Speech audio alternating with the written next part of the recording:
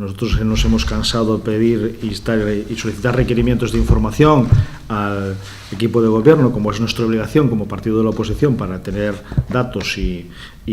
informes de lo que ocurre en el día a día del Ayuntamiento, y oye, al 80% de ellos non nos han tenido ni contestación. A situación apenas variou a día de hoxe, a pesar de que en setembro de 2016 se aprobara unha moción plenaria por unanimidade, presentada tamén polos populares, na que o goberno municipal se comprometía a dar respostos escritos presentados tanto polos grupos da oposición como tamén polos veciños nun prazo razonable de tempo. Algo que, segundo apuntan dende o Partido Popular, está recollido, entre outras, no Regulamento de Organización e Funcionamento das Entidades Locais, e que sistemáticamente incumpre o goberno de Nos Pobra. En su momento, en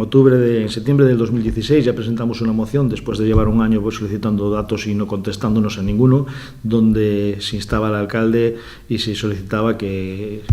respondieran en un plazo de 15 días a las fuerzas políticas, a los requerimientos de información y a los vecinos en un plazo de un mes. Algo que además creo que es, aparte de ser lo lógico, razonable, lo ético y realmente lo sensato, aparte es algo que está establecido legalmente, tanto por sentencias del Tribunal Supremo como por instancias del Valedor do Pobo. Pues estos que van hablando de demócratas y de participación vecinal y participación de las fuerzas políticas tienen que ser los primeros en hacer aquello que dicen y no carecerlo.